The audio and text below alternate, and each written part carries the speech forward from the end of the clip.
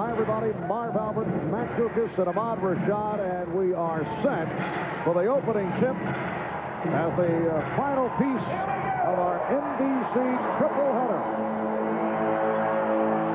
The officials, Ed T. Rush, Bob Delaney, Ron Garrison, Alonzo Mourning, and Will Perdue will go on the tip. In game one here Friday night, the Bulls winning in overtime, propelled by another remarkable performance by Michael Jordan with 48 points in his 47 minutes of play. Jordan to the crossover. Here's Scottie Pippen, who was not able to get into it the other night because of early foul trouble. Well, from talking to everybody, including Michael Jordan, he's saying that don't look for another 48-point performance from him. He's going to try to get more people involved. He knows that's how the Chicago Bulls can be an effective team. They go to the double on Mourning. David Wingate was challenged to take that shot, and it's rebounded by Mourning. The whistle away from the ball, the call made by Ed T. Rush, and it's on Will Perdue as we take a look at the starting lineups for the Bulls. Pippen, Kukoc, Perdue up front, Armstrong and Jordan at the guards, Johnson, Wingate, Mourning, Bogues, and Hawkins. And Wingate with it, being watched by Pippen. Here's Hersey Hawkins, who's bothered by a sore knee, but said he's all right. Here's Bogues also trying to come back from an injury hit last couple of weeks. Muggsy Bogues bothered by a deep bone bruise in his left leg. An aggressive move there by Muggsy, who was left open time and time again coming down the stretch of the fourth quarter and just couldn't deliver, in particular that runner where he had the game on the line. Muggsy had 4 of the Hornets' last 8 shots and missed all 4. Hawkins for 3. Mourning on the board. He lost the grip. The save by Perdue, but kept alive by Wingate. Time of possession at this end of the floor is unbelievable.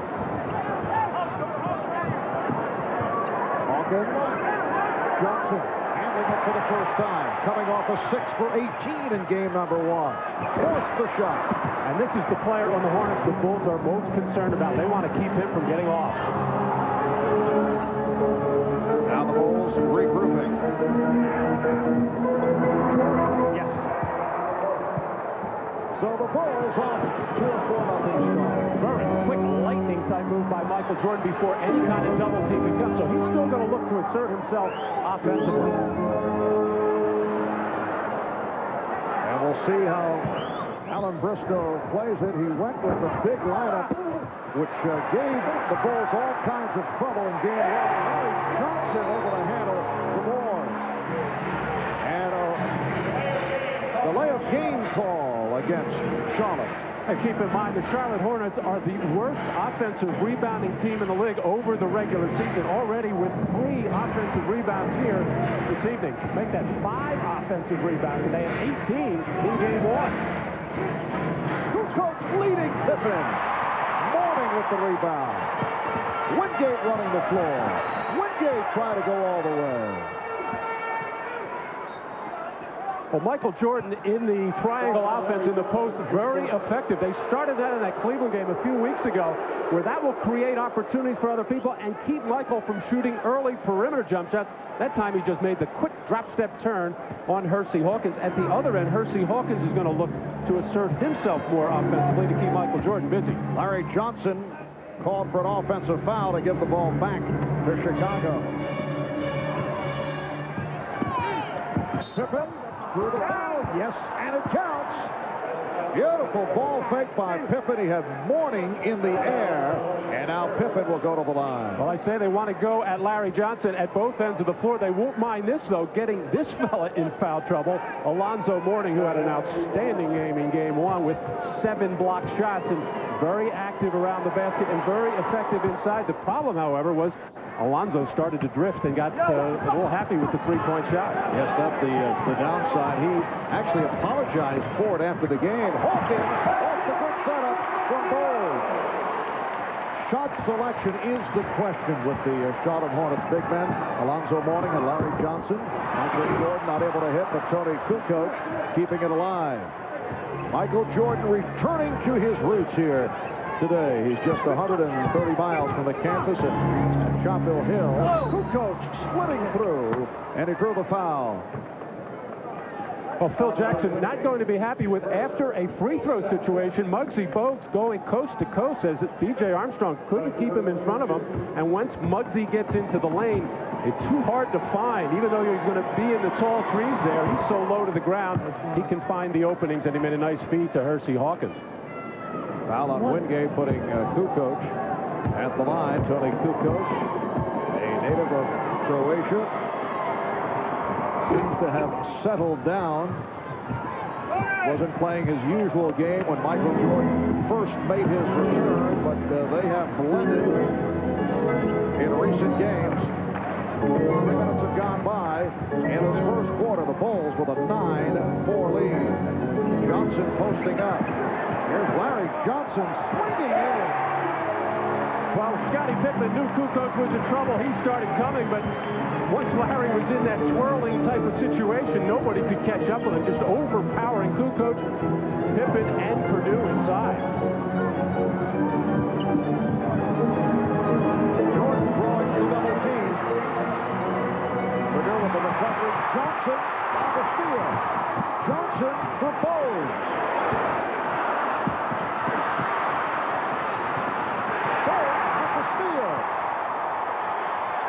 Hawkins for 3.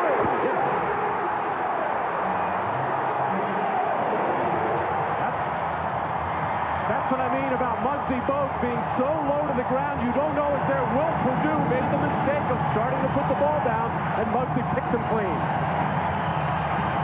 The game tied at 9. 7 offensive rebounds by the Hornets. Here's Armstrong, and the Bulls lead 11-9. This is a Charlotte team that went 50-32 during the regular season. Their first ever 50 victory campaign. They finished behind Indiana in the Central Division. Bulls tied the game at 11. And here at home, Charlotte with the 7th best record of the NBA at 29-12. Nice pass from Jordan.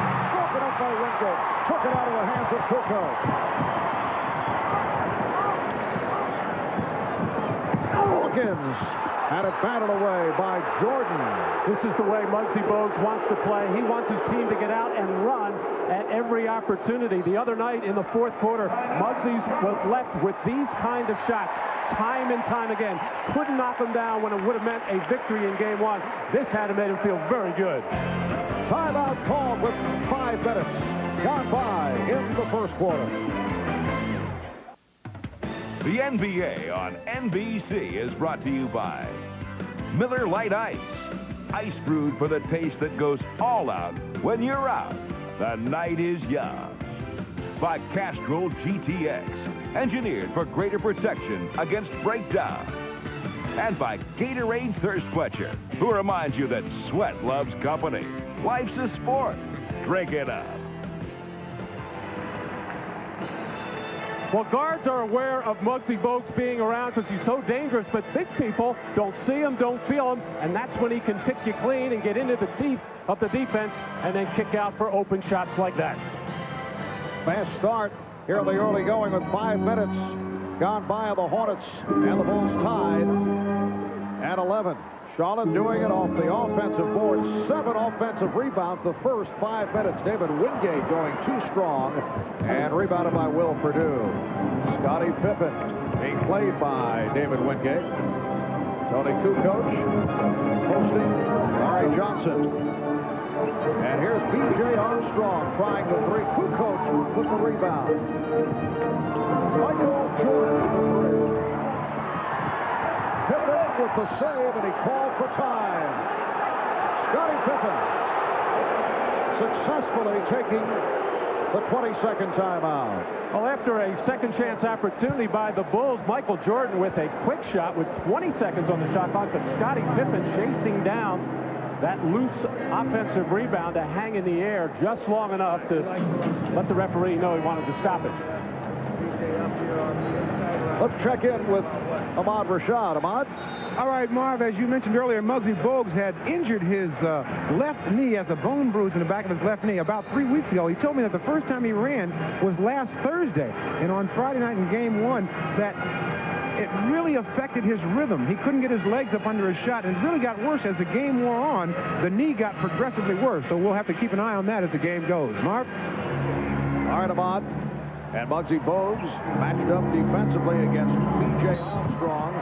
Hand-checking foul on Hersey Hawkins. Several of the Charlotte Hornets complaining after game one that Michael was getting the calls the other night. And this is one of the minor adjustments that the Charlotte Hornets want to make. They want to get up into Michael and get closer to him, force him to the baseline, which is unusual. Most teams want to make him go to the middle where they get help. And Hersey Hawkins with the touch foul.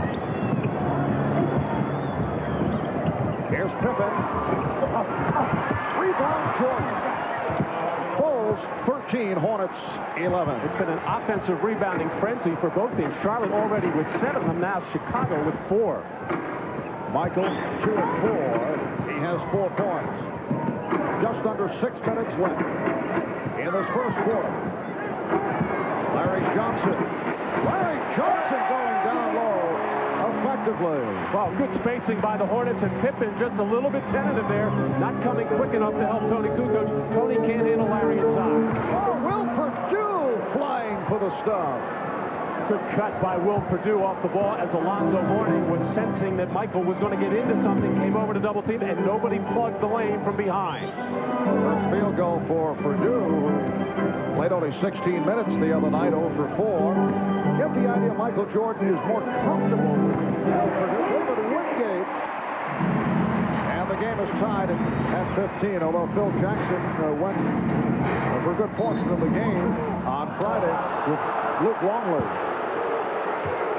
Well, Michael Jordan not able to get too much going on the perimeter, starts wandering around the basket. Hersey Hawkins doesn't get a body on him and gets up for the offensive rebound, and then a perfect feed to Will Perdue, slicing in from the weak side. Nobody helping around the basket area for Charlotte.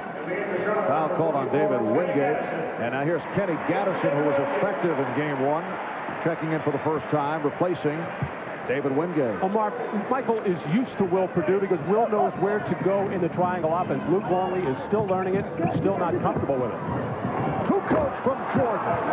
And the beautiful spin by Jordan out of the double team set that up. And the defense all focusing on Michael, and that's when he can get his teammates involved if they'll cut, if they'll move, if they'll find the open areas.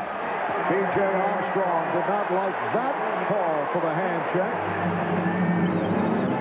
All the defense focusing on Michael Jordan. He spins out of trouble, leaves his feet, but he's capable of doing it. And with the good vision, and Tony Kukoc, who has really improved in this area as the regular season was winding down, finding those openings and receiving from Michael Jordan. Pippen stepping out for the steal. Pippen trying to dump it off. Bogues with the intercept. Muggsy running the floor. Sets it up for Hawkins for 3. And back come the Bulls. Here's Jordan. Here's Kukoc. Took it all the way. Michael Jordan soaring for the stuff. And the Bulls lead 19-15. Jordan looking for the steal. Hawkins for 3. Open shots for Hersey Hawkins. 4 minutes to go in this first quarter. Kukoc rejected by Hawkins. Whoa! Here's Bogues on a 3-on-2. Johnson and Hawkins. Exciting end-to-end basketball. The Bulls with a 19-17 lead, and Phil Jackson calling for time. Well, this is the way that both of these teams' players want to play basketball. After turnovers, after rebounds, get out and run. Here they throw ahead to Michael Jordan.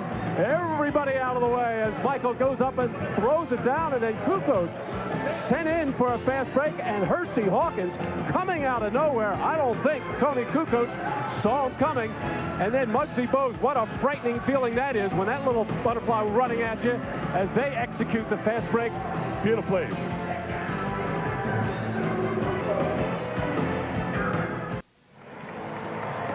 Back at Charlotte, 3:44 left first quarter. Here's Ahmad. All right, Marv, in that last timeout, the Chicago Bulls were very upset with Charlotte getting too many offensive rebounds. They want to try to limit the Hornets to one shot. And on the other end of the court, they figured that they haven't got into their offense yet, but they're doing okay because they're splitting the double teams. They say Charlotte is gambling with the double teams, but Chicago is splitting them and making baskets, and they haven't even got to their offense yet, so they feel fine about that. Marv? Audemars Bulls have a 2-point lead, 19-17. Del Curry is on the floor for the first time for Charlotte. Here is Jordan. And a loose ball foul is called. It's against the Hornets. It's on Curry. Luke Longley replacing Will Perdue. The foul on Curry, putting the Hornets over the limit. There is Luke. Who played a career-high 37 minutes. Game 1 on Friday. 6 of 12 from the field, 14 points. How about the Boston Celtics over the Orlando Magic to tie that series at 1? And in the game that preceded us, Phoenix defeated Portland 103-94. Charles Barkley with 25 points. And we will hear from him at halftime. The Prudential halftime report. AC Green, 20 points, 15 rebounds. Boston Celtics following up on that Cleveland Cavalier surprise victory over the New York Knicks yesterday at Madison Square Garden. Lonzo Mourning very quiet in his first play. His first field goal. The Bulls lead 21-19. The initial part of that play, they ran Del Curry off 3 screens. They want to make Michael Jordan work at the defensive end as much as possible.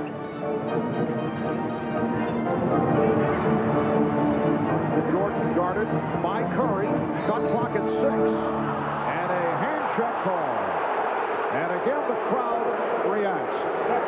This is one of the problems you have when you tell guys like Hersey Hawkins and Del Curry, we want you to get up on Michael.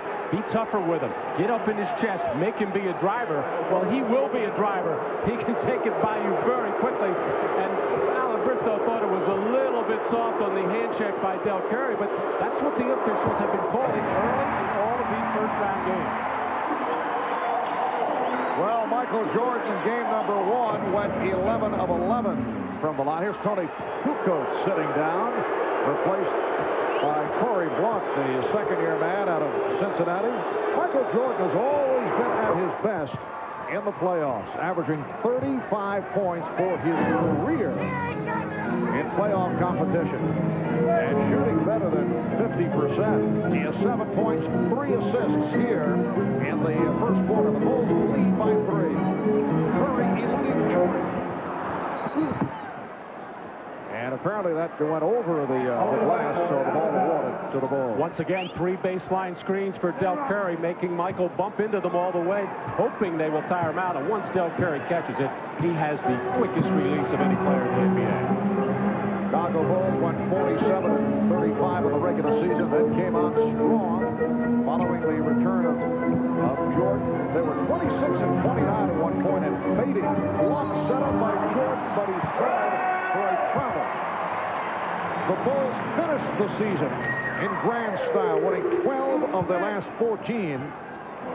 And they went 13-4 once Michael Jordan returned. I'm noticing Michael looking a little bit tired every time he bends over and grabs the short, and we saw that the other night.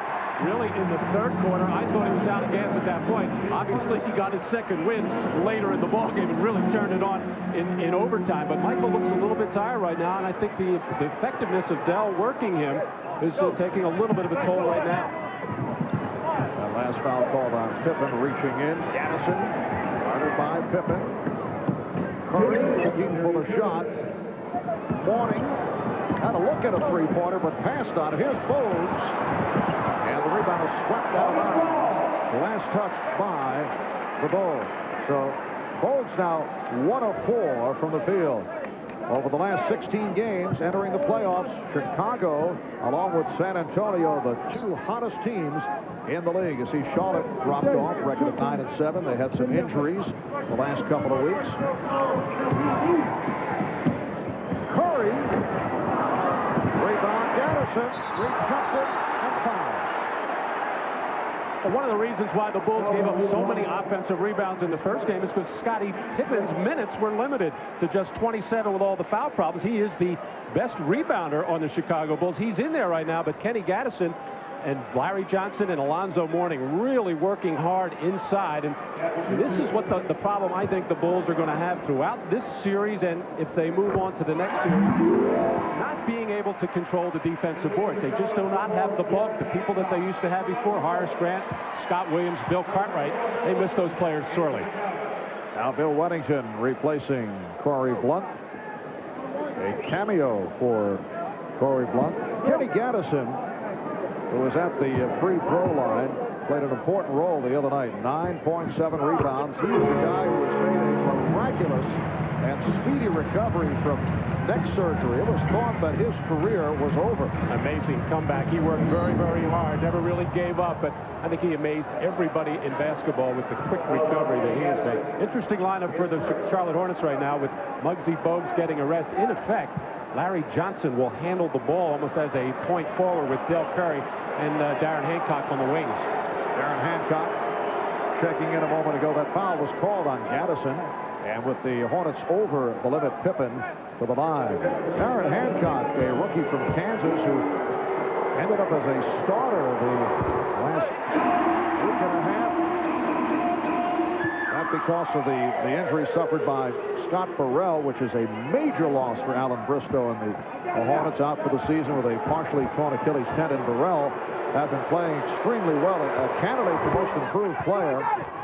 And Burrell went down, and Bristow did some experimenting. Now he's been going with David Wingate as a starter. Johnson could not find anyone, and rather than take a gamble on the inbounds, he took the timeout. It's a 20-second timeout. Well, the Bulls and Phil Jackson taking advantage right away with Muggsy Bogues out, knowing that no true ball handler out on the floor for for Charlotte.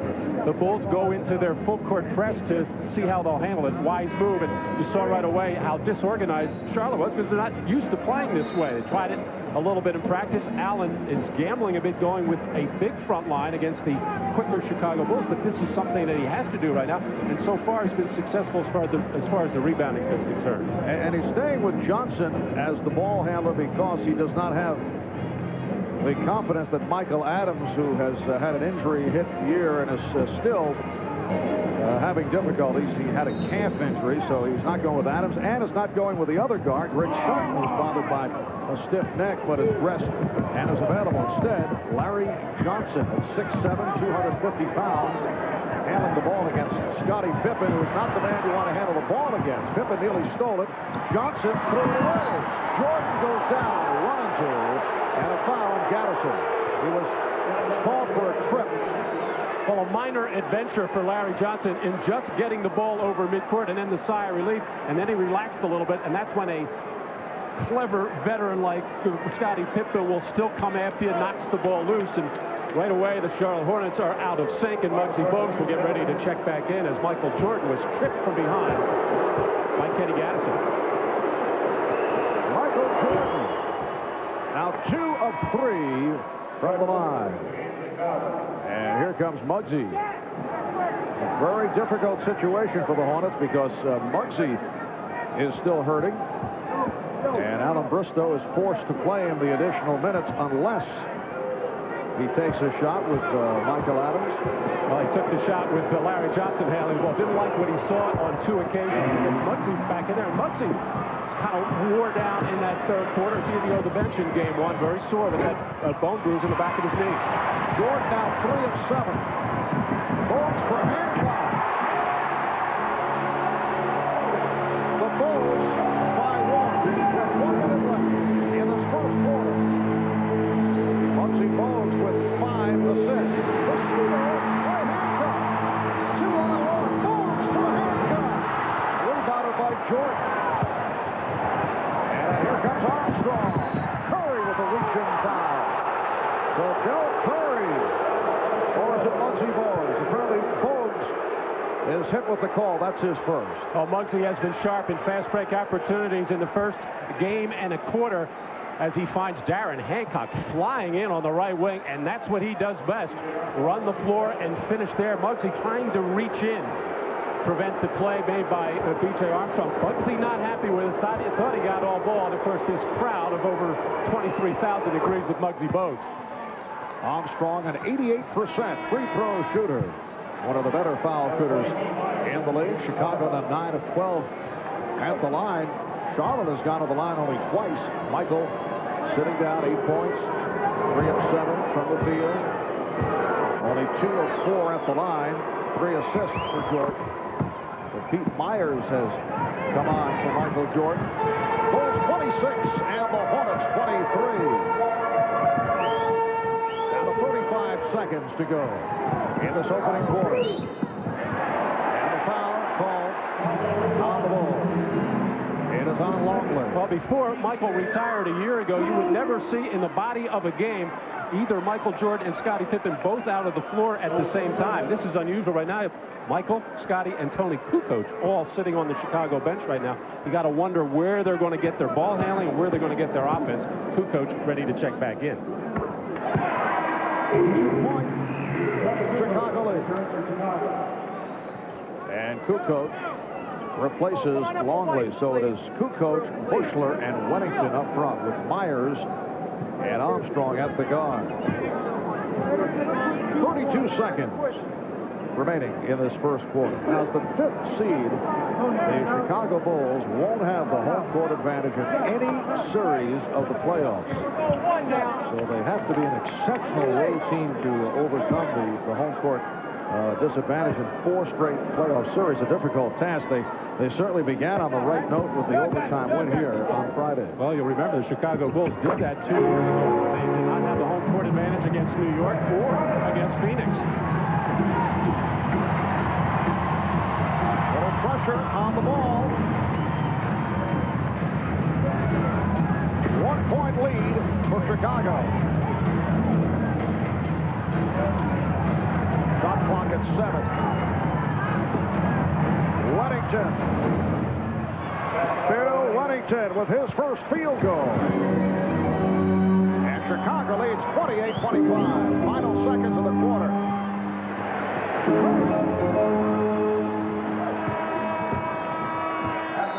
After 1 at the high. The Bulls lead by 3. Scottie Pippen with 8 points, equaling the foul-plagued performance in Game 1 on Friday night. Pippen 2 of 4 from the field, 4 of 5 from the line. Good shooting first quarter by the Bulls, hitting 9 of 17. We'll be back right after these words.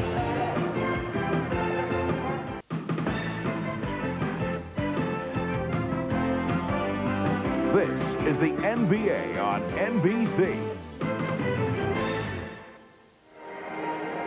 Well, following Game 1, several Hornet players expressed their displeasure about all the calls they felt going the way of number 45, Michael Jordan. We heard the crowd reaction here in the first quarter, and yesterday we talked about that with Alonzo Mourning of the Hornets.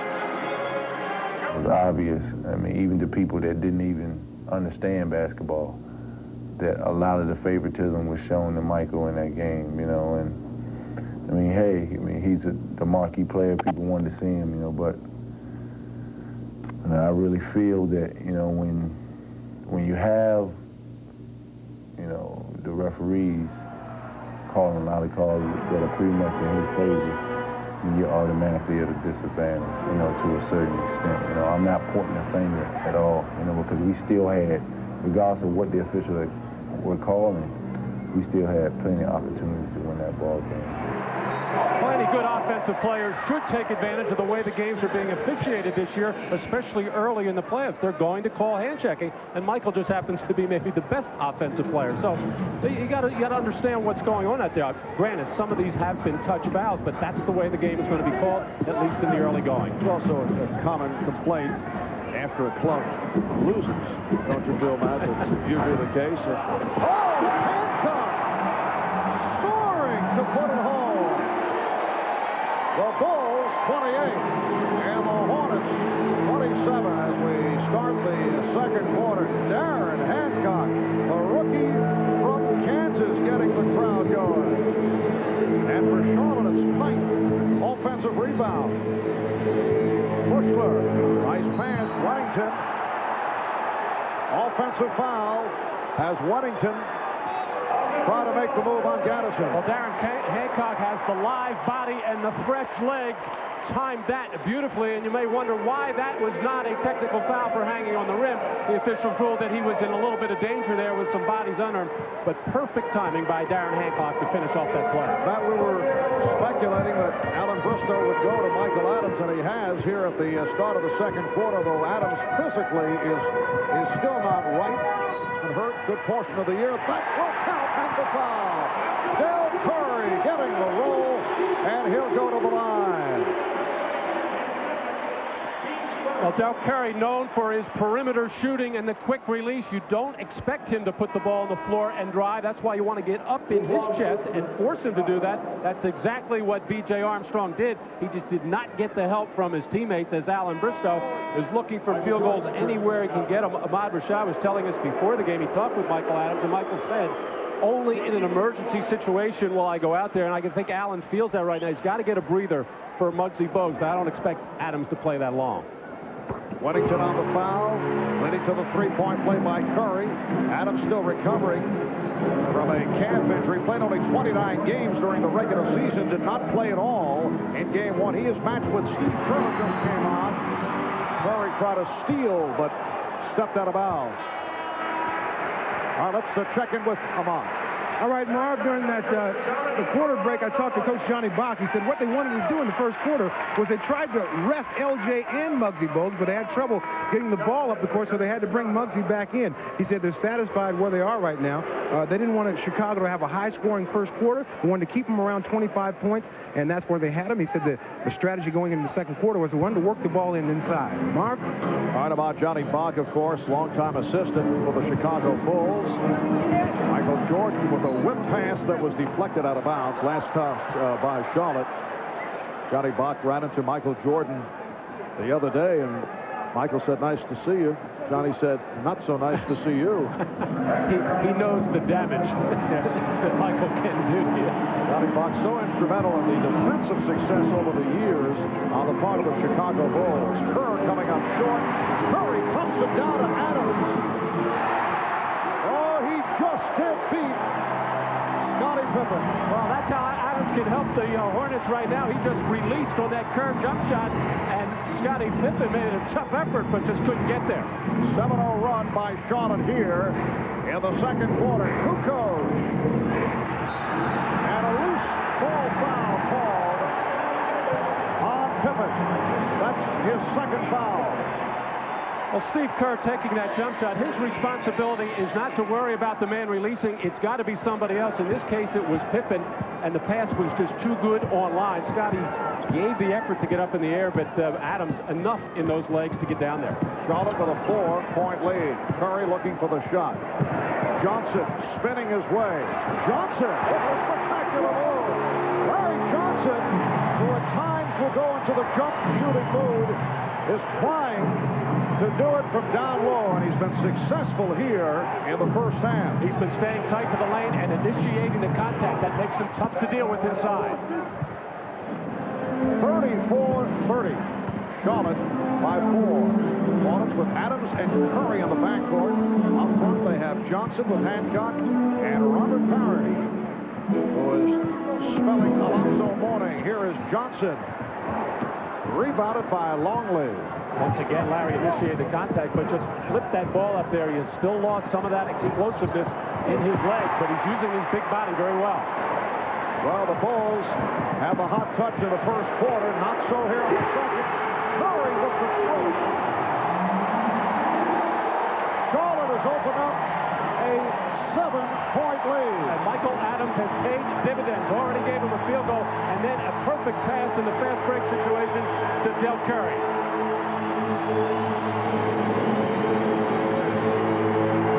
Jordan. Yes. Nice move off the fake by Michael Jordan, being played by the 6'7" Darren Hancock. Jordan has 10 points. And those are the kinds of field goals that Michael was hitting in game one. That's that quick dribble up in the air before the defender can do anything at all about challenging it. 3-second violation. Well, Larry Johnson has been working inside. The Bulls know that Tony Kukoc can handle him inside, so they will come and double team every time. But they're coming too slow, and Larry Johnson's been able to split. And there, the pass by Michael Adams as Curry stays wide. They can't get to him in time.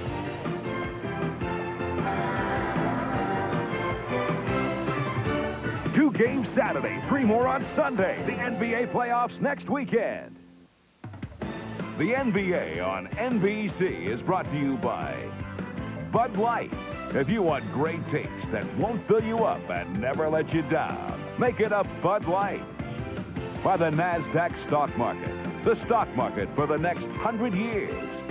And by GMC Truck, the strength of experience. Back at the Coliseum in Charlotte, Marv Albert with Matt Dukas and Ahmad Rashad, better than 23,000 on hand. The 278th consecutive sellout here in Charlotte. And a foul is called. It's on Hancock. He has the assignment on Michael Jordan, has several inches on Jordan. So Alan Bristow giving it a shot with Hancock, who played only 1 minute in Game 1 on Friday. He looks sharp. He looks confident out there. And a tough task, of course, guarding Michael Jordan. I'm sure Johnny Bach warned his team that coming out of that timeout, something for Michael. Jordan thought he saw Kukoc cutting. And it will be Charlotte taking over. And Michael just with a couple of calm words for Tony there, I think instructing him to keep coming, kind of stop and fool Michael by doing that. The Hornets with a 37-32 lead. Larry Johnson has not been looking for the outside shot, and he drew the foul. Foul on Jordan. That's his first. The crowd feels that Michael has been getting the benefit of a lot of little touch fouls, and now happy to see one called on him. You really have to like the aggressiveness of Larry Johnson when he is getting the ball deep in the post, and he is staying in there. I think it's something that the Charlotte coaching staff talked to both Alonzo Mourning and Larry Johnson about. You know, there are going to be times when you have to drift out there when the double teams are effective, but in the body of the game and when we have mismatches, stay in there and power to the basket. Larry Johnson making it back from a very difficult injury-hit season. Last year missed 31 games due to a herniated disc in his lower back, and last season was reduced to taking those long jump shots. 38-32, the Hornets with the lead. Jordan finding Kukoc. So Michael with assist number 5, and it's a 4-point Hornet lead. And that time Kukoc showed up just in time as Mike was hanging in the air. Hancock. Kept alive by Parrish. Adams for 3. And rebounded by Longley. Here comes Kukoc, 3-on-2. Kerr with the pull-up. Steve Kerr with his first field goal. The Hornets 38, the Bulls 36. It's amazing. Tony Kukoc at 6'11", excellent ball handler in the middle of the floor. Most of the time makes good decisions on those fast breaks. Larry Johnson drawing a crowd and a foul. Well, Michael Jordan sent baseline, which is very dangerous. He gets into his spin mode, gets in the air, everybody coming to help out, and they find Kukoc. And it was Kukoc called for that foul against Johnson.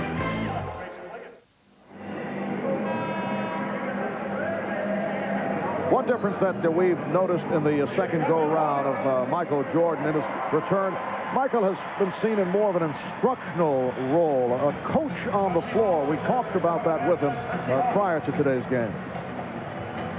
I understand what Phil is trying to implement in terms of the system in the triangle and the understanding of that, especially in the playoffs. I'm trying to relate that to on the basketball court with Luke and with the guys I hadn't played with. Tony being the most, because he has so much talent and he's such an integral part to our success that if he can understand it and be such a threat offensively, it takes the pressure off of Scotty and myself tremendously. Reading between the lines, Michael is saying, yes, we're running the triangle offense, but there's going to be times I'm going to break it off and play basketball. Be ready to react to me. Parrish was hoping to save it, but could not, and stepped out of bounds. just to follow up on that, when you have creative players like Michael Jordan, Scottie Pippen, and Tony Kukoc, you want to take advantage of that creativity and just don't get locked into a structured offense, because the defense will make you do some other things, react to it, and play basketball. 6:20 left in the first half. The Bulls with the ball. They're trailing Charlotte by 2. Longley for Kerr. Jordan posting up now against Hawkins. Hawkins playing him well. Jordan to the fadeaway. Michael Jordan, 5 of 9, 12 points, and he's tied the game at 38. Michael almost looked shocked that no double team came. He couldn't. He said, heck with it, I'm going to turn and shoot. Well, Hersey Hawkins is back defending Jordan. They double up on Mourning. Holmes with the shot. And Jordan able to get to it. 4 on 3 developing. Jordan with no one on him. Yes. Once again, Michael keeps looking around. However, the ball is moving quickly. That time, Steve Kerr caught it right back inside of Michael, and the Charlotte Hornets defense very slow to react. 8-0 run by the Bulls. They have recaptured the lead. They're up by 2. Here's Hawkins from 3. Hersey Hawkins with 10. And the Hornets 41, the Bulls 40. Well, Hersey was pretty much begging for the basketball after game 1, saying, hey, if I have to guard this guy, and he's going to go wild on me offensively, get me some shots where I can make him work. The Hornets have done that here in the first half. Here's Scottie Pippen. A 3 for Pippen. Open shot for Pippen off the pick. He has 11. It's the Bulls 43 and the Hornets 41. Bulls, a wild shot. So Muggsy able to hit with the runner. And it's tied at 43.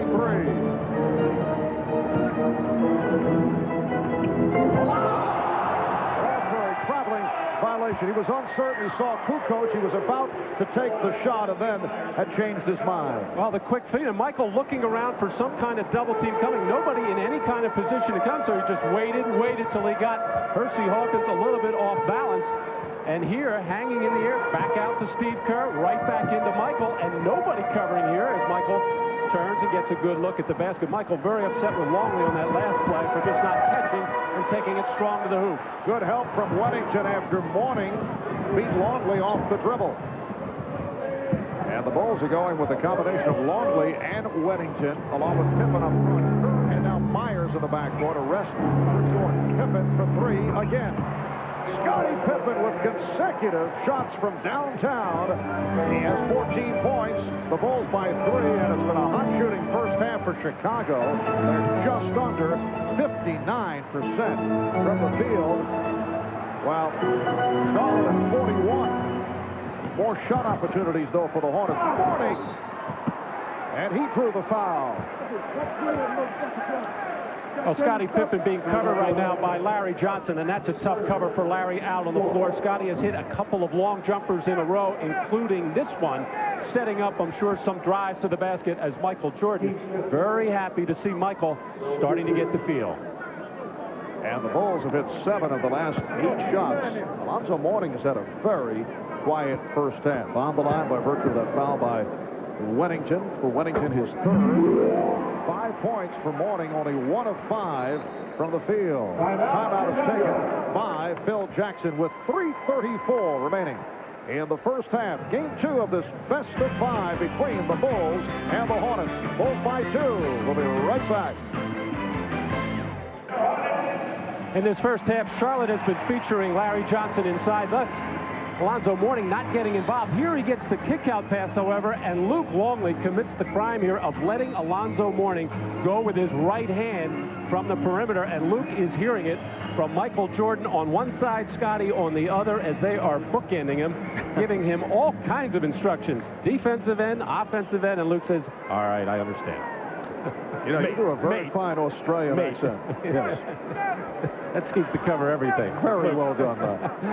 3:34 remaining in the first half. Alonzo Mourning shooting the second of his 2 free throws. The high men of the game are Pippen and Jordan with 14. Hawkins leading Charlotte with 10, and Johnson has 9. Chicago by 1. Pippen gets it down to Kukoc. So it's Longley with Kukoc and Pippen up front. Myers and Armstrong in the backcourt. Kukoc off the dribble. Shot clock at 6. Kukoc facing up. Well, that's not what Phil Jackson had in mind. He wanted to have Tony Kukoc work against Alonzo Mourning, take him out on the floor, face him up, and then drive by. And they don't think Mourning has the lateral movement to stay with Tony Kukoc on the perimeter. Harris trying that backdoor pass, broken up. Muggsy Bogues back on the floor, hobbled by the thigh injury. His defense, Matt, less effective against a club like the Bulls because you see Michael Jordan make his return for Pete Myers. B.J. Armstrong rarely brings the ball up court. So Muggsy can't be as effective as he normally might, and he is the key to Charlotte's running game, but he's hobbling. But still, he means so much to this basketball team in so many different ways. But you bring out a good point, Marv. They take a big part of that away when he can't pressure 90 feet. All right, here comes Pippen. Jordan. Yes. 16 for Michael. An outstanding first half. He's hit 7 of 11 for the Bulls by 3. And that's something that a lot of teams do not do to Muggsy Bogues. That was a transition play, however, but he was matched up against Michael Jordan inside. And let's see what the call is here. It'll be Charlotte ball. No contest in a fast break situation with Michael Jordan bearing down as we get a look at Scottie Pippen trying to get a hold of the ball and call another one of those timeouts, something he did earlier in the first quarter. Apparently the ruling was that Pippen had possession, was out of bounds. So Charlotte able to maintain possession. Shot clock is at 8. Bulls lead the opening. Hawkins and a crowd got it off and drew the foul. Percy Hawkins has had an effective first half. He was fouled by Armstrong. In this injury-hit season for the Charlotte Hornets, Percy Hawkins, the only Hornet to appear in all 82 games. And he is facing in the first round of the playoffs his hometown team. He was born and raised in Chicago. Percy spent 5 years with the Philadelphia 76ers. This is second season with the Charlotte Hornets. Actually, last year he had trouble adapting to the freeform style. And a lot of people were surprised at that. Even though he played many years with Charles Barkley in Philadelphia, they used to run a little bit of freelance stuff. Although you're with Charles, he's going to hold the ball most of the time. Hawkins came up with that steal. Bogues for 3. Yes!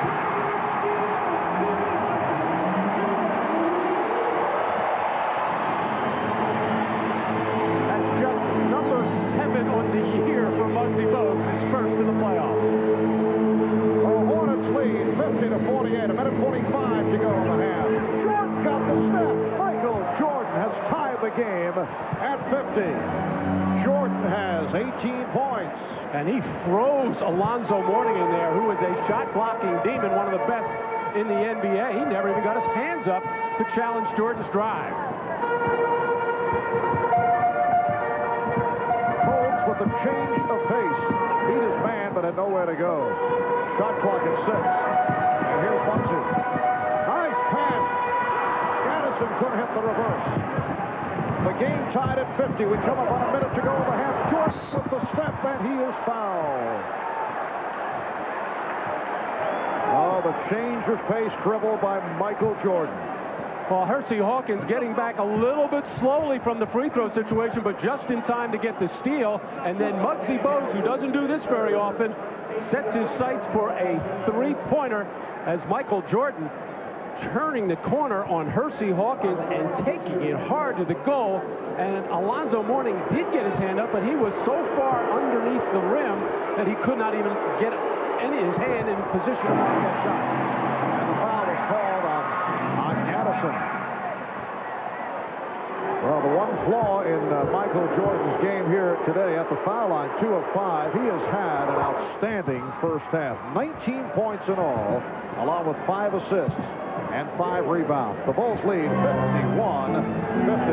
This is the finale of our triple header coverage of NBA playoff action earlier. The Celtics knocking off Orlando in Orlando, 99-92. Phoenix went up 2-zip on Portland with a 103-94 win over the Trailblazers. Longley called for the foul. That's 3 on Longley. Longley trying to battle Alonzo Mourning inside and get him out of the paint, and in his effort to try to get around in front using his hands too much. And of course these two know each other very well from late last season. Coming down the stretch, the Hornets were making a furious rush to make the playoffs as Mourning and Larry Johnson missed so much time, and then that foolish altercation between Alonzo Mourning and Luke Longley. But part of the growing and maturing process for Alonzo Mourning, says he learned a lot from that incident and learned a lot from his summer experience with Dikembe Mutombo, Patrick Ewing, their trip to South Africa, and he has become a much more mature person and player. Yes, he has calmed it down in terms of technical fouls and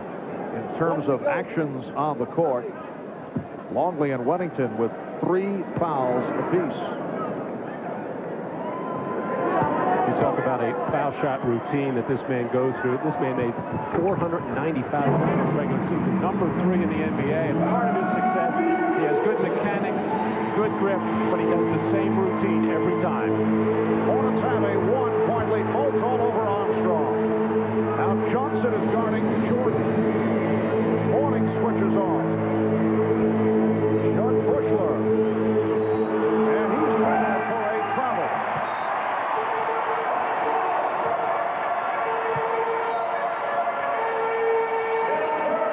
So the ball back to the Hornets with 36 seconds left in this first half. Yeah, it's funny. You tell players, don't jump in the air unless you're going to shoot the basketball. Michael Jordan can jump in the air. He's able to hang there that extra second and a half, and find receivers. Hawkins traveling. Nice fake by Hersey, and then he drags a pivot foot. And Michael Jordan agreeing with that call because Hersey had the slap. Well, he said there's no way he could get by me unless he walked with the ball. Got a hot second quarter for the Bulls. They've hit 10 of 15. They've hit 9 of the last 11. But they're trailing by 1.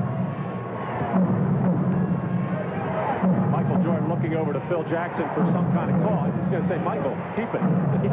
Good. You know what to do. There is a 1-second differential between the game clock and the 24. Pass deflected. Kerr ends up with it and hits. A 3 for Steve Kerr. Final seconds of the half. Here's Bones from Mourning, who fires away. The play by Bushley cut off the angle, cut the vision of Mourning. So at the half, following a frantic second quarter, it's the Bulls with a 53-52 lead. Michael Jordan, 19 points, 5 rebounds, 5 assists. Steve Kerr able to drill it to give Chicago the lead. The Charlotte Hornets led by Hersey Hawkins with 12 points. Now, stay tuned for the Prudential halftime report coming up after these messages.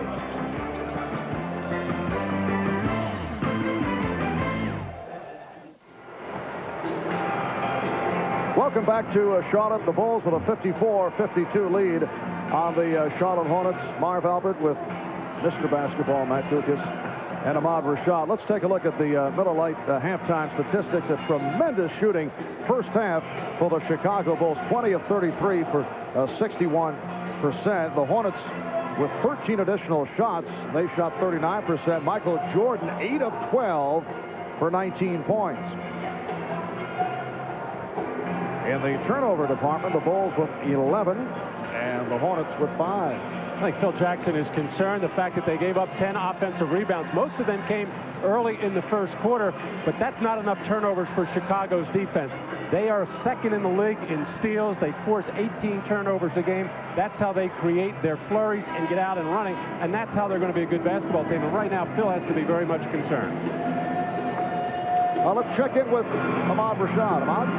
All right, Marv, I talked with members of both teams after that halftime break, and for the Charlotte Hornets, Alan Briscoe told me that even though Chicago was shooting 60%, he felt they were playing pretty good defense, and Chicago was hitting a lot of tough shots. what they want to do in the second half is get Alonzo Mourning more involved and definitely pound the ball inside. And for Chicago, Matty, you must have given that halftime speech because they're concerned about the same things that you just said, the defensive boards, the turnovers, and they felt like Charlotte had way too many second shots. Mark? You know, Matt, you really have a feel for this game. I happen to hear what... So the Bulls with a 2-point lead. Charlotte in possession as the second half gets underway. That's a rare outside shot for Larry Johnson. Here's Muggsy Bogues. And rebounded by Tony Kukoc. Kukoc with Purdue and Pippen up front, and Jordan and Armstrong at the guard. Alan Bristow with Bogues handling the ball. He has Bogues and Hawkins at the guards. Mourning, Wingate, and Johnson on the front line. Mourning facing the double team. Wingate changed his mind, and it was broken up by Kukoc. Pippen for three. Hit two earlier, and Jordan keeps it alive and pops. Yes. Michael Jordan has had a very impressive ball game. 48 points the other night on the overtime victory.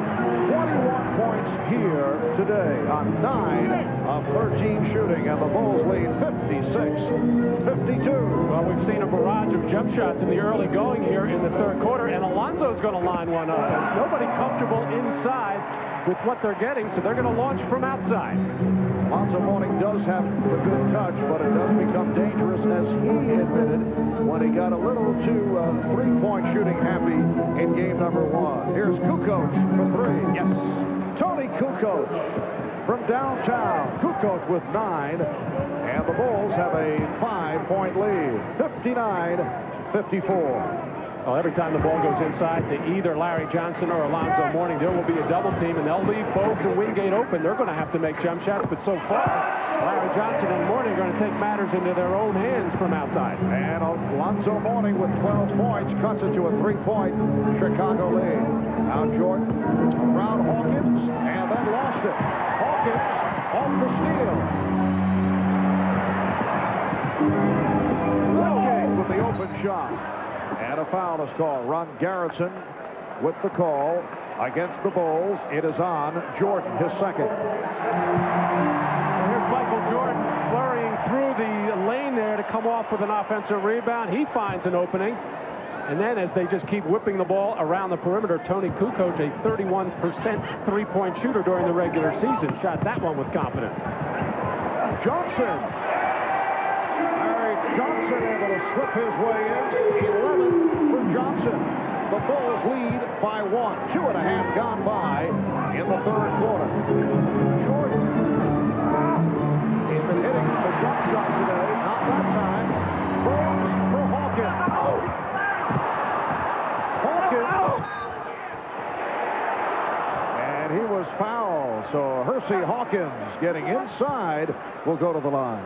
Well, Hersey has come out very aggressively throughout this ballgame, looking to be more of a scorer, looking to make Michael Jordan work. And it has paid off as this turnaround jump shot by Michael Jordan can't get it. And Will Purdue, who has had his problems so far in this ballgame, Will only playing about 10 minutes, but every time he runs into 5'3" Muggsy Bogues, Bogues is getting the best of him as far as picking off rebounds or steals. Hersey Hawkins, an 87% free throw shooter, not hitting on that first attempt. Charlotte now 12 of 14 at the line. Here's the breakdown on Michael Jordan. We mentioned 9 field goals, now 9 of 14. 7 have been jump shots. He's hit 1 slam. That was that gorgeous move to the hoop, and he scored on a layup. So he has been hitting the outside shot. Pippen, yes. Scottie Pippen has also been hitting the outside shot. 16 for Pippen. The Bulls, 61. The Hornets, 59.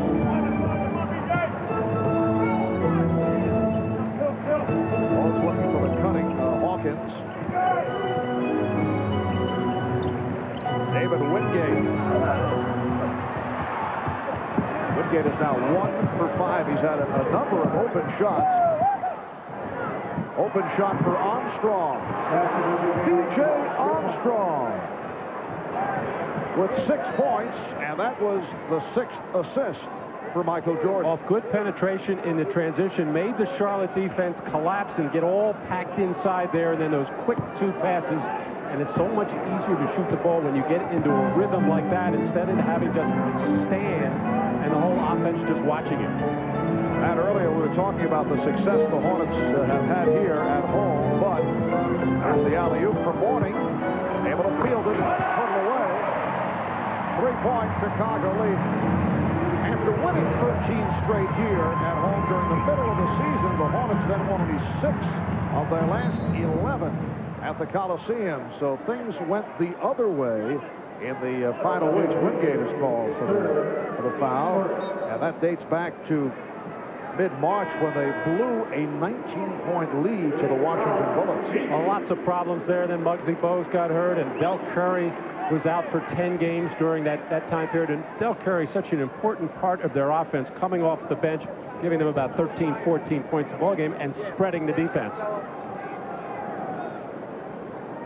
Michael Jordan has called Tony Kukoc his project, so every opportunity he gets, he wants to make him aware of what's going on offensively and, most importantly, defensively. The chief, Robert Parrish, has checked in, replacing David Wingate. Kukoc has gone to a big club now with both Mourning and Parrish on the floor.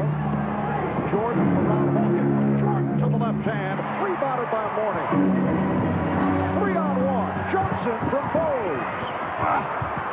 And handled by Purdue. Bogues with the ball, leading by 3. Pippen for 3. And back come the Hornets. Mourning for Johnson. Spinning. Firing him. Larry Johnson faking the running hook. And the Hornets are within 1. Terrific adjustment by Alonzo Mourning. I thought Muggsy gave him the ball too soon, but Alonzo handled it well and made the next pass to Larry Johnson. Al Pippen played on a switch by Hawkins. Johnson trying to cheat over to help. Pippen. The chip was missed by Kukoc, and a loose ball foul on Purdue. Alonzo Mourning running the middle on the break. Muggsy gives it up, and that's a tough place to give a 6'11" player. Larry Johnson gets the field goal, but you still see Larry just cannot explode. A couple of years ago, he would be able to dunk this ball. Now he has to flip him up there.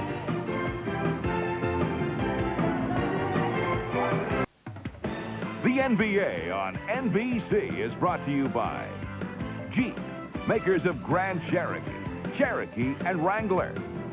By McDonald's, the official break of the NBA. Have you had your break today? And by Reebok. Come see how the game is played on Planet Reebok.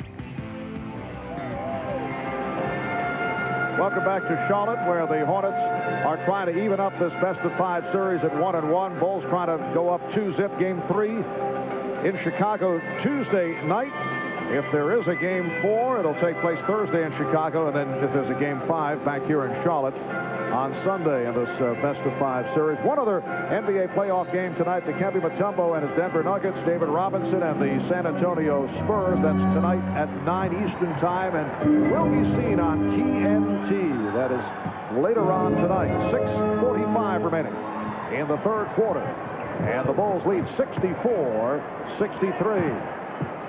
Parrish being played by Kukoc. Johnson for 3. Larry Johnson has added the shot from downtown to his repertoire. That is his first today. He has 16, and the Hornets now lead by 2.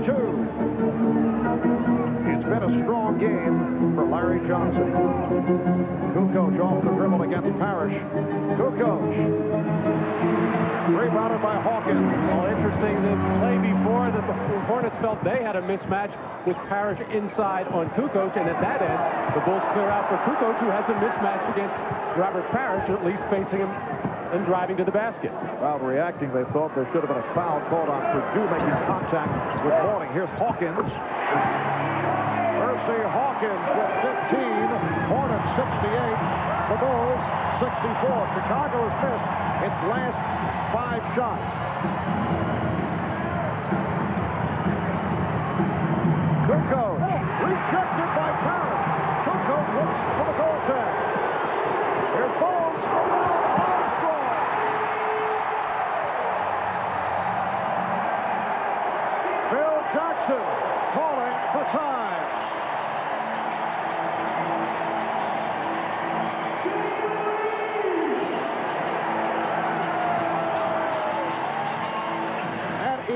7-0 run by the Hornets, who have taken a 6-point lead.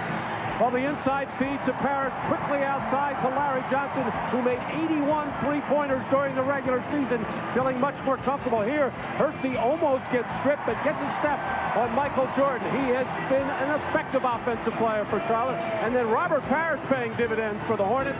Turns away Tony Kukoc here for another fast break opportunity for the Hornets, as Muggsy does a beautiful job of spinning on Armstrong to give the Hornets a 6-point lead.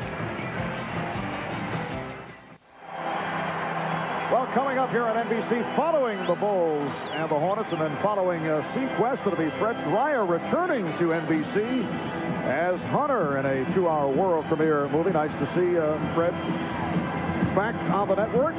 Hunter used to be a successful regular series on Saturday nights. Fred, a pretty fair defensive end in his days with the Giants and the Rams. Fred Dreyer returning to NBC as Hunter tonight after Sequest. And here is Purdue going way off the mark. Bulls struggling here in the third. They missed their last 6 shots. They're 4 of 14 from the field, while the Hornets have hit their last 5. Pippen with the steal. Armstrong, Boston, Hawkins with the easily from behind. And Scottie Pippen furious with the referee as Bogues, after he was beaten by Pippen, just held on to Scottie Pippen and right in front of the official and no call. And a loose ball foul against the Hornets. Foul on Mourning. That is his second. 4:40 remaining. In this third quarter, the Hornets with a 70-64 lead. And the Hornets have whipped the Bulls in the fast break department, outscoring them 16-2. And even when the Bulls get the opportunity, they're unable to even get a good shot at the basket. Pippen trapped, picked up on the double team. Jordan. And back comes Bulls. Bulls have missed their last 8 shots. We come up on 4 minutes to go in the third. Mourning guarded by Kukoc. And a travel is called. And Pippen gets the steal and starts the fast break with B.J. Armstrong able to flip it there to start it. But Bogues not only pushes Scottie Pippen out of bounds, but holds on to keep him from getting back into the play. I think the official felt it was a fast break. He didn't want to stop the play, but then on the turnover, and they wanted it. Well, Jordan got the step, but it was blocked by Mourning. Will Purdue able to hang in, and he'll go to the line. Now the Bulls have been tentative offensively, settling for jump shots. Michael Jordan, realizing that, decides to take it to the goal, but Robert Parrish has been a force inside, along with Alonzo Mourning, in blocking some shots. Alonzo had 7 in the first game as they are patrolling inside, and it has forced the Bulls to stay on the perimeter. But for Chicago to get themselves going, they're going to have to make something happen at the defensive end. They've been playing too soft, not enough pressure on the ball. Foul by Parrish, putting Purdue at the line. He's only a 58% free throw shooter. 70-65 Hornets. And a foul on Armstrong. 14th foul against the Bulls. It's B.J. Armstrong, who almost never complains, trying to put some pressure now on Muggsy Bogues, which is next to impossible, saying, hey, that's not a hand check. He didn't put the hand out. He had his arm close to him, made body contact, but felt it should not have been called a hand check. Double team on Mourning. Double up on Parrish. Oh! Yeah! Pass thrown by Bogues. Charlotte in the midst of an 11-1 run. They lead by 5. The Bulls only 4 of 17 from the field in the third after the hot shooting second. Michael Jordan slicing his way, and he drew the foul. That's the 4th team foul on the Hornets. Larry Johnson picks it up. Well, one of the things the Bulls can do with their triangle offense is spread out, start it much further out on the floor, some 24, 25 feet, And when they do that, that will afford some driving opportunities. It looked like it was going to be a screen roll situation for Michael. He didn't take the screen, just a quick little crossover and drive to the basket. That's the right idea right now for Chicago because they are stagnant. With only 2 points in this third quarter, 1 out of 5 after the good first half. And Jay Armstrong able to hit for Chicago. They had missed 10 straight shots. 70-67 Hornets. So Del Curry is back, teaming with Muggsy Bogues in the backcourt. Curry being guarded by Jordan. Now Jordan on a switch is guarding Johnson down low. Here's Johnson spinning and hitting. Larry Johnson, 8 of 13, 18 points. And it looks like a technical foul has been called. Phil Jackson a little active on the bench. And apparently has something to say to the official, Ed Rush. Well, during that last timeout coming out, Phil Jackson and some of the Bulls players were really giving it to the referees, not Eddie Rush. And then on this hard spin move by Larry Johnson, in which he got to the basket, Phil Jackson felt it was a traveling violation. As Jordan goes for the steal, doesn't get. And maybe he was right. A little shuffle of the feet should have been a walking call on Larry Johnson, but made it so quickly and with such power, I don't think the official saw it.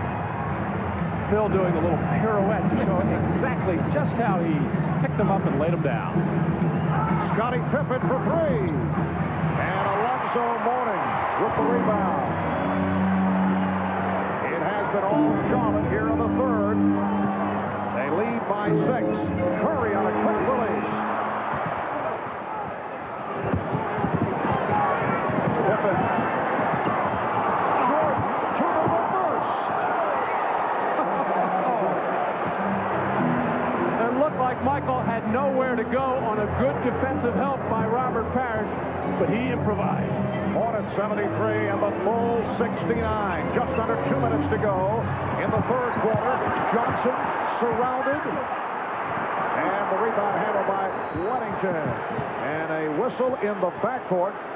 Larry Johnson trailing the play was called on the foul. Pippen had ideas of attacking the rim, got stopped, finds Michael Jordan, who starts to go up in the air. He sees the long, outstretched arms of Robert Parrish, and only Michael Jordan maybe has that ability to hang just that long, able to control and take it to the other side and use the glass.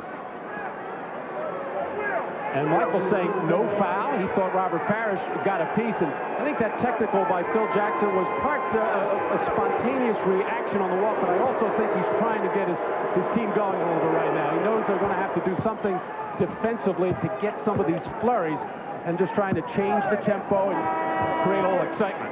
And on the subject of defensively, Pete Myers, who does add in that department, will check in this, though, to give Michael Jordan a rest. 23 for Jordan, but only 4 here in the third quarter.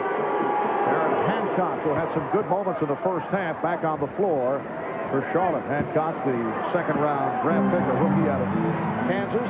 Hornets lead 73-71. Minute 35 left in the third quarter. Bogues. Hancock. Hancock got fouled up. Mourning. Foul.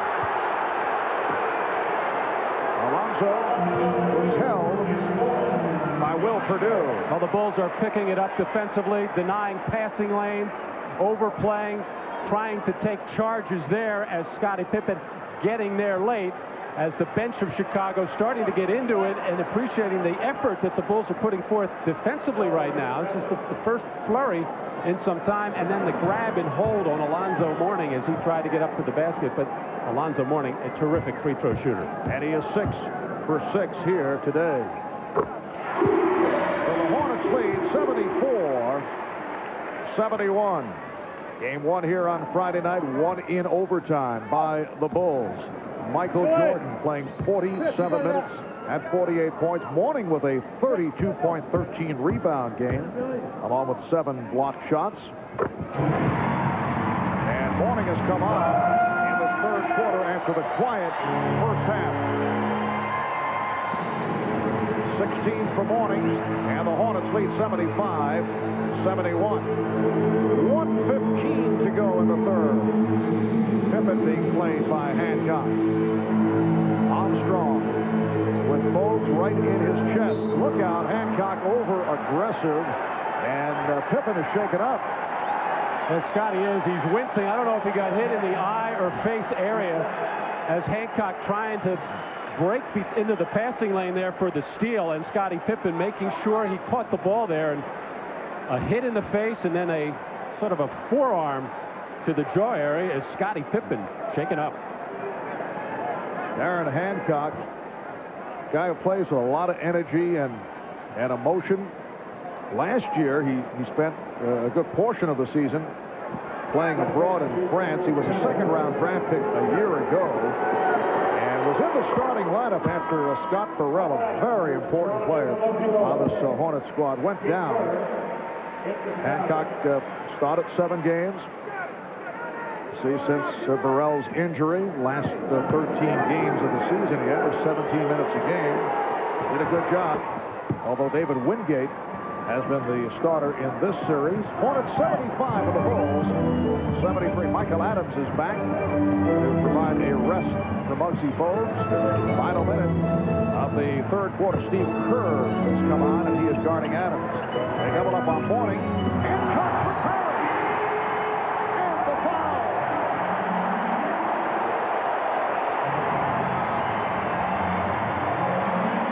Darren Hancock on the flash into the lane, had everything all lined up here as he receives from Morning. Knew he was in trouble, but knew he had to cheat somewhere around the basket, and the no-look over-the-ear pass, a beauty. 41-year-old Robert Parrish not able to complete the three-point play. Morning, though, with the rebound. Parrish, and a foul called against the Hornets. A loose ball foul. Charlotte is over the limit, so the Bulls will go to the line. Morning picks it up. It's his third. One of the reasons why Phil Jackson has Bill Wennington and Will Perdue on the floor is to take up some space and block out and do a job on the boards. And on the missed free throw, they don't get the job done as Robert Parrish and Alonzo Mourning keeping the ball alive. So Will Perdue to the line with 44 seconds to go in the third. Perdue is 3 for 5 at the line. Will still wearing that protective face guard because of a broken nose suffered earlier in the season. It's 1 of 2, and the Hornets now lead 77-74. Michael Adams handling against Steve Kerr. Down to 35 seconds in the third.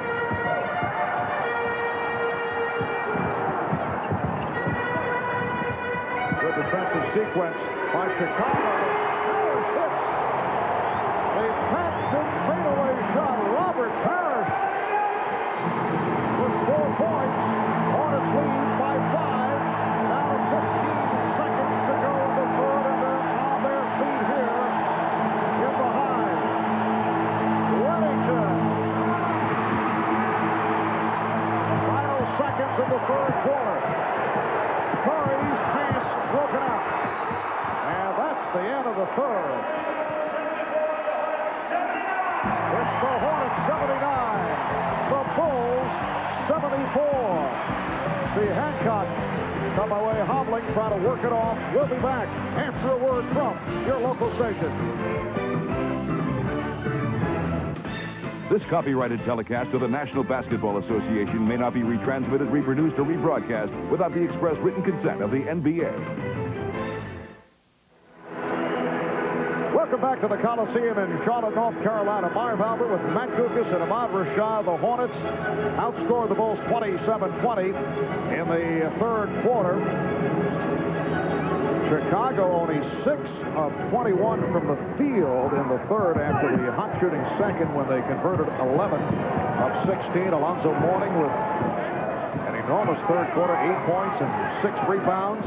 Myers, as this fourth quarter gets underway, met by Kirk. Crowd wanted a travel on Myers.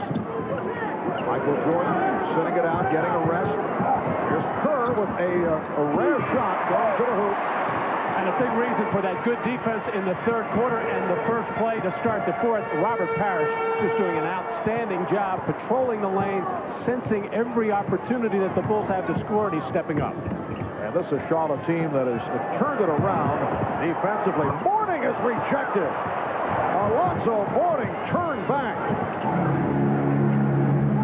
Pippen able to save that pass. And Mourning gets to it. I would think the presence of Johnny Bond added to the Charlotte staff after his departure from Chicago has contributed to the Hornets' defensive improvement, although they have changed their tempo from the last couple of years. And Johnny candidly admits that, but that's part of it. And they're playing more a style that's going to be successful in the playoffs. They want to run when they can. Other than that, run set offense, so they have good court balance, so they get back on defense and stop fast breaks. Weddington was stopped. And we get a whistle, a foul called on Charlotte. A moment ago, we saw Darren Hancock, who's played well, limp off right at the end of the third quarter. For more on that, let's go to Ahmad. All right, Marv, Darren Hancock apparently banged his knee on Scottie Pippen when they had that collision late in the third quarter. Pippen bruised his left hip, but obviously they're both all right. Pippen's still playing. Marv? Artemon and Bill Weddington hitting that side jump, his second field goal. It brings the Bulls within 3 points with 1:45 gone by in the fourth quarter. Charlotte hoping to even the series at 1. Chicago looking to jump in front 2-0. Mourning from downtown. Alonzo Mourning with his first three-pointer of the game. And as Alonzo ran back on defense, he looked over to Alan Bristow. Alan Bristow put the hands up. Now it's easy now with the threes. Not too many. Longley. Mourning with the rebound. Adams and Curry in the backcourt. Mourning, Wingate, and Parrish up front.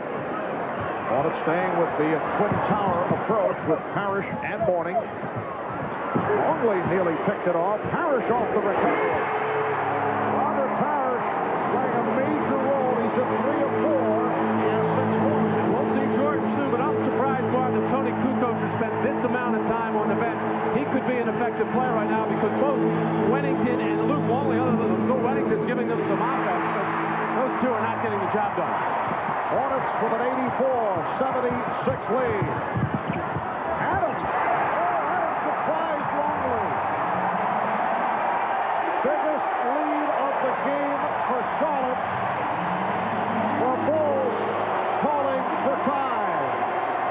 Alonzo Mourning, who made his first 3 three-pointers the other night and then missed 3 in a row and then started thinking about it that he probably shouldn't be doing it. He probably had some thoughts there, happy to drain that one.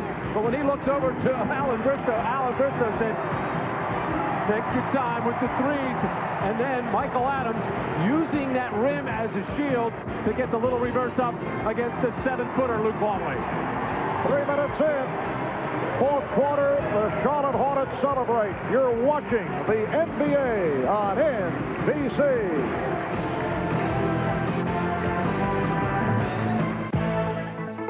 Miller Genuine Draft presents Genuine Moments.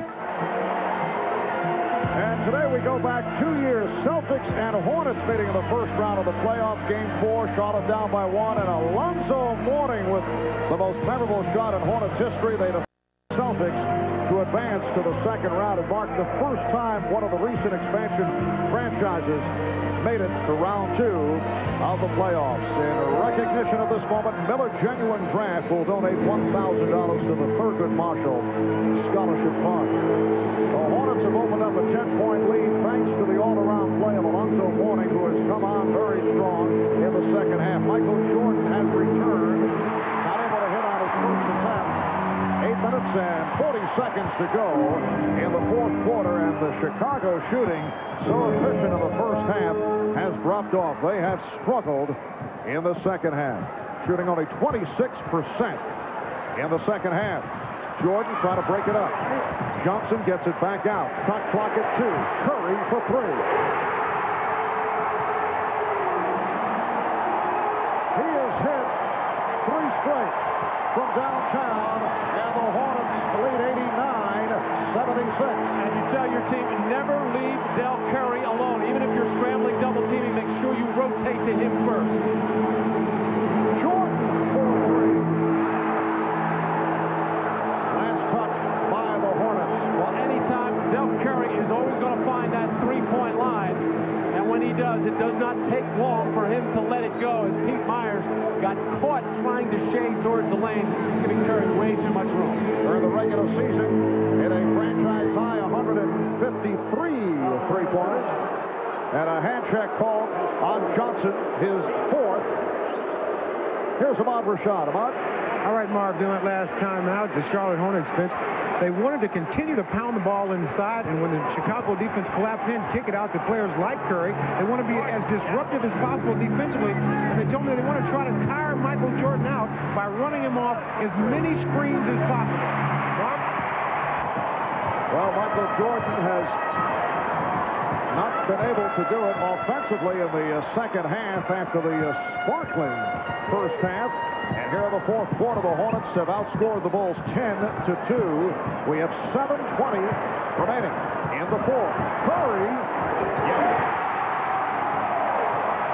Now Curry, 4 of 8 from the field. The Hornets with a 91-76 lead on the Bulls. Once Curry gets it going, he is so difficult, and Pete Myers is really working hard. That time just getting caught off balance, just giving him a little bit of a look. Enough for Del Curry. The NBA on NBC is brought to you by the 1995 Toyota 4Runner. It's where civilization is headed. By ITT, for 75 years, the one to follow. And by Ice Brewed Ice House. Ice brewed so there's never any watered down taste. Welcome back to the Hive. This crowd is pumped. The Hornets are pumped. They've hit their last 5 shots. A long huddle by the Chicago Bulls. They have a lot to talk about, Matt. It's almost like they don't want to come out right now that Del Curry has the hot hand. And the most important thing for Charlotte is that the Chicago defense is standing around. The ball's not moving. There's no cutters. There's no anybody trying to take people off the dribble. And consequently, they're getting poor percentage jump shots. 7 of 29 shooting for the Bulls in the second half. And a foul is called. Off the pump fake, Del Curry picks up his third. Michael Jordan in the second half only 2 of 8 from the field. Scottie Pippen only 1 of 6. On shooting foul, second team foul on the Hornets. Pippen posting up on the 7-footer Parrish. And another rebound for Mourning. Alonzo Mourning with 14 rebounds, 11 of the 14 in the second half. Phil Jackson tried to match the big front line of Charlotte with big people. That didn't work. Then he came back with Kukoc and Jordan. That has not worked. And now Phil has really gone small. Shot clock is down to 3. Michael Adams looking for the opening. And the rebound handled by Longley. Armstrong to the reverse. Nice move as Mourning went out on him. He drove by him and converted with the reverse. Well, you have to respect BJ's ability to shoot the three-pointer. He's one of the best percentage three-point shooters in basketball, but he got Alonzo Mourning leading and then did the right thing. Put it on the floor and drove it to the goal. Hornets by 13. Mourning takes the dribble. Draws the foul. The Bulls getting one of their rare fast break opportunities and the spot up for Jordan, and that got Alonzo Mourning leaning, and BJ did the rest by taking it to the other side of the rim for the little reverse hook. And at the other end, once again, Alonzo Mourning, when he catches that ball at the top of the key, he is going to go to his right hand about 98 times out of 100, and that's the second time Luke Longley has gotten beaten on that play.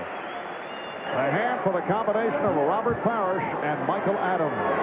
Look at head coach Alan Bristow, who has been under fire the last couple of years, and Hornets owner George Shinn said the other day that Alan Bristow's job is not on the line in this playoff series against the Bulls. He said he'd never put that kind of pressure on anyone. There had been speculation that despite the 51 regular season, Bristow's status could be in jeopardy if the Hornets made an early exit in the playoffs. And that speculation has been quieted by the owner, George Shedd. Foul is called. Wingate called for a trip. Well, David Wingate trying to get up and put pressure on Michael Jordan, which is a tough deal under any circumstances there. This was totally inadvertent, unintentional on the part of David. I don't think Michael was trying to draw a foul there. Michael a little bit out of sorts today. Looks disconcerted, upset with a lot of things that are going out on the floor. I think he's unhappy with the execution at both ends of the floor, and he has shown it in his expression. Yes, he has been upset with his teammates. He's tried to keep it in check, but you can read it. We saw that through the first half. And Jordan fires away. Hits the three. And for the most part, they have put the triangle offense in mothballs, at least temporarily. In certain situations, they'll run it. They're going to spread the floor and see if Michael can't turn it on and make something happen. 93-81. Charlotte, 5.5 to go in the fourth. And a foul call. Larry Johnson with the drive. Took the hit from Jordan. That's his third. And he hears it from the crowd. Next Sunday, for the first time on television, NBC will present the biggest movie of them all, Jurassic Park. That's next Sunday after an NBA playoff tripleheader starting at 8, 7 Central. Jurassic Park right here on NBC, and we have brought the music along, Matt, as you may have noticed. I thought I heard that. We carry that type of material with us at all times. I think Michael Jordan tired of seeing Larry Johnson make these physical moves in the paint, taking the ball strong to the basket, not necessarily finishing with strong shots. And Michael took a very hard foul on Larry Johnson, letting him know he's around. Hornets by 13. Jordan around Johnson. Rejects it. On Jordan. Well, Jordan matched up against Larry Johnson. He knows he can take him off the dribble, but a terrific job by David Wingate stepping in and giving up the body to take the charge on Michael Jordan, and no complaint at all from Michael. He knew he was beaten by Wingate. Number 4 on Jordan. Pippen gambling. Trying to help out on Bowles. Coming up on 5 minutes to go in this fourth quarter. Johnson, played by Pippen. Morning from deep. That was 2-point range. And here comes Armstrong. Oh, Wingate from behind, slapped it away.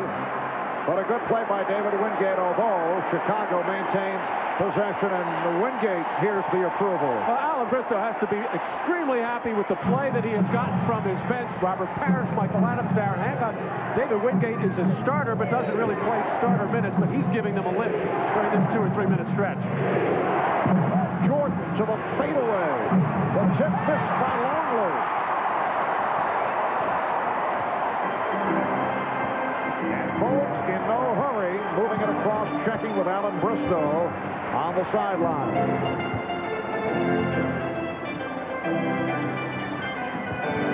Bowles looking for Johnson. Instead, it went to Wingate.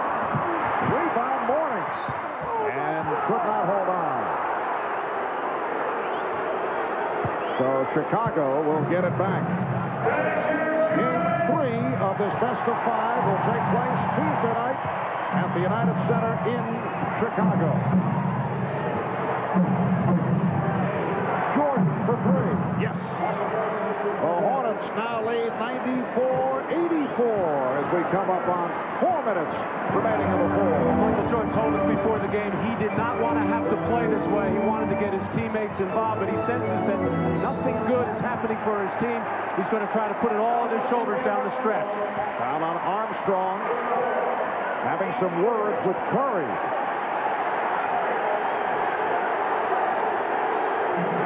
As Michael Jordan is looking to take three-pointers, looking to drive, looking to get anything going at all for the Chicago Bull offense. Timeout is taken. You're watching the NBA on NBC. And a reminder reminder, following Sequest, Brett Dreyer returning to the NBC network as Hunter in a 2-hour world premiere movie. That is all coming up following the Hornets and the Bulls. And a foul is called. Curry drawing the double team and hit by Pippen. That's 4 on Scottie Pippen. Timeouts remaining. Chicago with 2 and a 20. Charlotte with 3 and a 20. The Hornets with 3 team fouls. The Bulls with 4 team fouls. With 1:43 to go in the third quarter, Michael Jordan went out for his customary breather. The Bulls were only down 3 when he came back into the ballgame with about 9 minutes to go in the fourth, and they were down 10. Jordan has 29 points on 12 of 23 from the field. Johnson is fouled. Larry Johnson taking it to the hoop. Took the hit from Jordan, and that is number 5 on Michael Jordan. The Chicago Bulls felt very fortunate to win Game 1, especially with Scottie Pippen spending so much time on the bench in foul trouble. Michael Jordan had to come up with a lot of heroics in that overtime. The Hornets missed a lot of open shots down the stretch. So the Bulls felt lucky. The Charlotte Hornets felt that they got robbed, so to speak. But so far, Barb, I do not see the swagger in the faces of the body language of the Chicago Bulls that is necessary for them to be a good basketball team. Hornets lead by 12. Jordan firing the 3. So Michael Jordan now going to downtown. He's hit his last 2. He has 32 points. Allowing the Bulls to hang around. Down now 96-87. Hornets at 1 point, led by 15. Armstrong with the steal. Armstrong going all the way. Was that a block? Yes, it was. Clean block with Curry and Hawkins getting back. The Bulls starting to make things happen with their defense, getting some opportunities now as B.J. Armstrong ahead of the pack. But both Hersey Hawkins and Del Curry do not give up on the play. Chase him down and knock it out. Looked like Hawkins got it, his second block of the game. 11-5 run by the Bulls, who are now down by 9 with 3 minutes and 5 seconds remaining on the fourth. And here's Jordan for 3.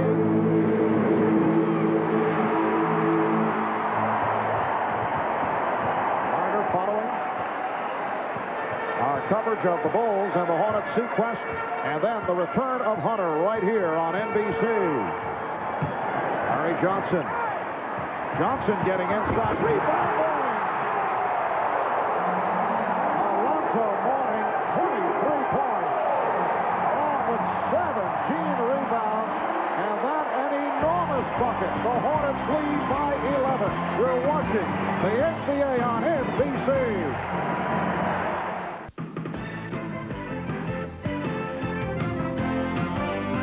The 1995 NBA playoffs on NBC.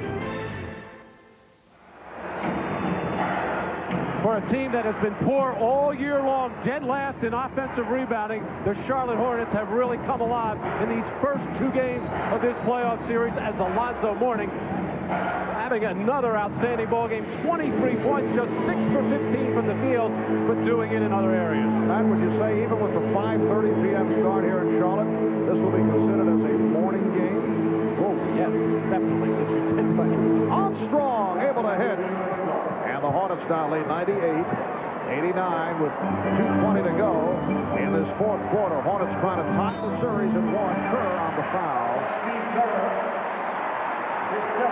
And the Bulls with their 5th team foul, so Bogues to the line. A thankless task, especially for Steve Kerr, who does not have the quickest feet in the world, trying to put pressure in the backcourt on Muggsy Bogues. We saw it earlier in the ballgame. B.J. Armstrong just rushing up against Muggsy. He's an outstanding ball handler, is Muggsy, and so low to the ground, so difficult to do anything with as far as pressing or trapping. So that's something that the Charlotte Hornets do not have to worry about. Now you have to take your hat off to Larry Johnson coming down the stretch here. He's taken the challenge to defend Michael Jordan one-on-one, and Michael's trying to take it to him. And there should be a mismatch there because Michael has the quickness, but Scottie Pippen has the advantage right now against Hersey Hawkins. Quiet second half for Pippen after the good start. He has 18. Jordan leads the Bulls with 32 points. Long way. And handled by Pippen. High score for Charlotte Morning with 23. Three-point attempt by Pippen. And another rebound for Morning, number 18 for Alonzo. Larry Johnson with 21 points. Percy Hawkins with a strong game, 15 points. Hornets lead 100-89. A minute 40 to go in this fourth quarter. Johnson with the good one. Muggsy Bogues with 13 points along with 7 assists. Hornets by 13. Johnson with the steal. Chased by Jordan. Johnson all the way. And rebounded by Pippen. Oh, Larry Johnson, you know, wanted to do it on both ends against Michael Jordan. Armstrong way off. Right at the top of the backboard, which is in play, but everybody sit around and look. B.J. Armstrong, an outstanding shooter. Nobody could believe that shot was that far off. Alonzo Mourning with 19 rebounds. That is a season high for Alonzo. Here's Bogues. Curry for three. Johnson is fouled.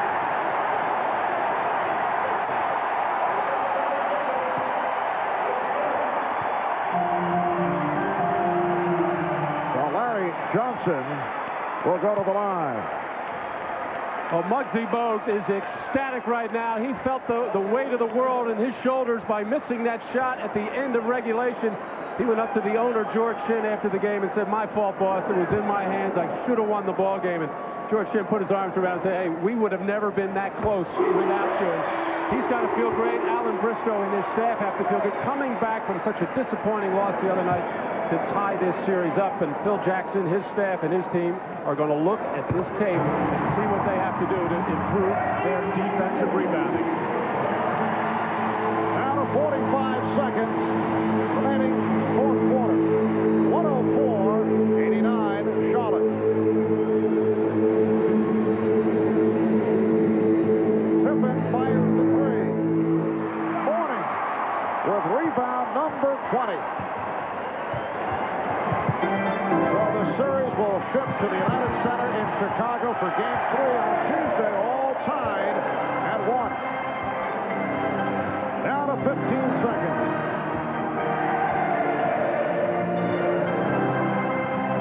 Five of the shot clock. Here's Larry Johnson. Oh, they're loving it here in Charlotte. 106-89. And that is the final score.